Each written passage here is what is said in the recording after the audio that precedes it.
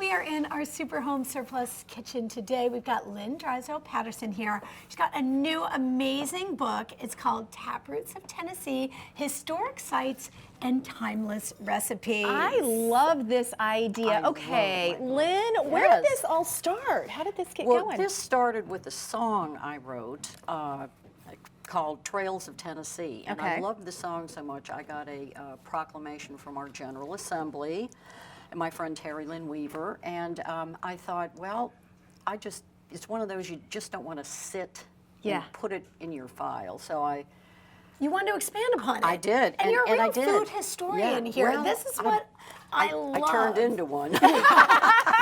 She does it all. She writes music. She Didn't know if I sings. started that way, but you ended up that way. But I've always been in, as a matter of fact, I just got a box from my aunt, Hillary. My grandfather, Hillary Arthur Brown, headed the Philadelphia office of ASCAP. Oh, wow. So my aunt, Hillary, just sent me a big box, and I thought, well, I packed, and I thought, here is my grandmother's little thing that she, Isn't it special when you have It really, when you have things from the family, from the kitchen? yes, and the Bible from 1864, her family way back in Wales. I mean, you know, so I've just been around history.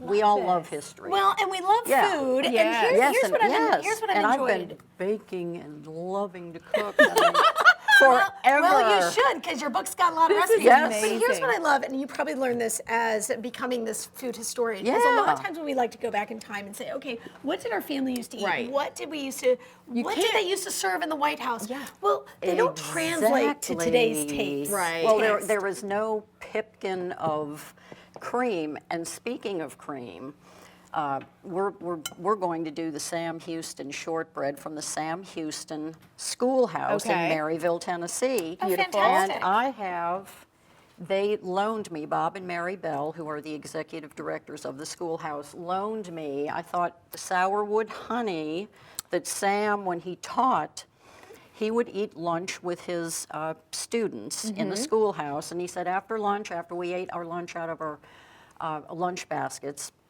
he would go into the woods, and he said I would cut me. It's right on one of these. Cut some honeycomb?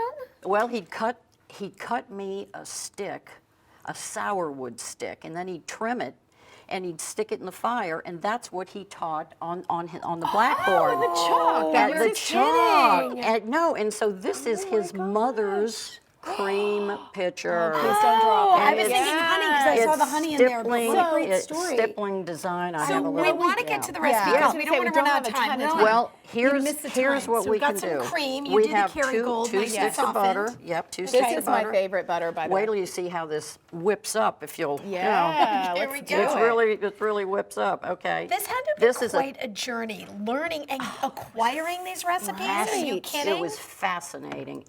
It was so fascinating. Well, I'm glad you did the legwork. There are 300 pages. This is a third a cup of honey. Perfect. And I'm gonna 2 taste sticks the of honey. Kerrygold butter. This is a teaspoon of vanilla. Nice. And Give it a little whip.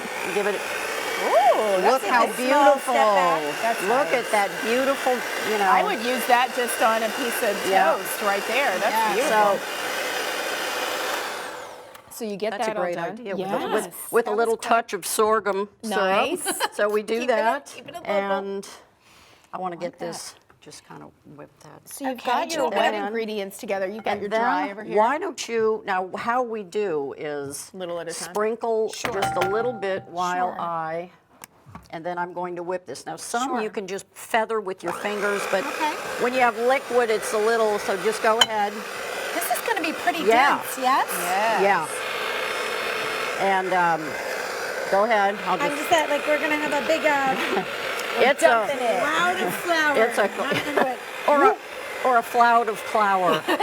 One of those. It's just, you know. Look at that! So You now, got it together. What I do is, and as they say, nothing up my sleeves. You just kind of work that in, Perfect.